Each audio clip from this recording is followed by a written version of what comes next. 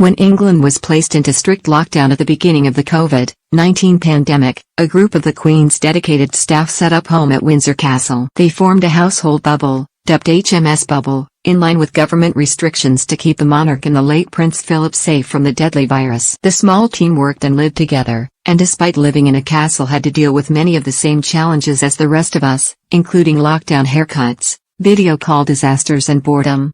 In a new version of her book The Other Side of the Coin, which is serialized in Hello magazine, the Queen's close friend and trusted aide Angela Kelly has revealed what day life was like.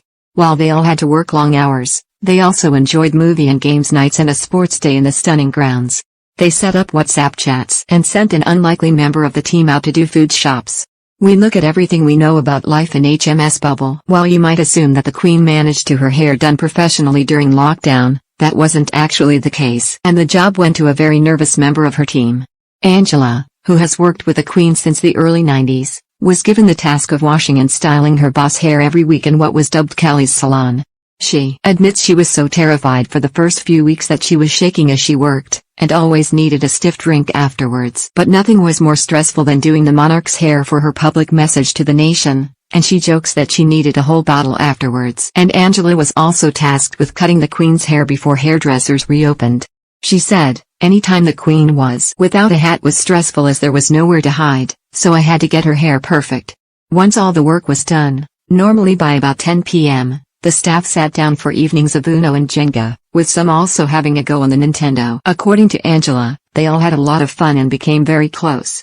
She writes, "I think it's fair to say everyone bonded over this time and firm friendships have been made." Angela also watched lots of Coronation Street, Downton Abbey and Emmerdale, as well as documentaries about deep-sea fishing and ancient tomb raiders. Every morning the Queen is woken up by her pipe major playing the bagpipes. He wasn't part of the bubble so stayed outside in the courtyard, but the staff used his extra freedom to send him out for treats. Staff would text him their orders and he would come back with sweets and chocolate, which he sanitized before leaving, in a room where they could pick them up later once he had left the site. Staff were allowed to relax in Home Park in its swimming pool, which is normally private, so they had lots of open space to explore. During a well-deserved afternoon off, the Queen treated the team to a sports day. They played rounders, had water balloon fights and did relay races. But the highlight of the day came when their host made a surprise appearance to present the prizes after watching some of the activities hidden behind a bush. The Queen sent champagne and biscuits down for the team to enjoy. The new version of Angela's book, The Other Side of the Coin, goes on sale in May.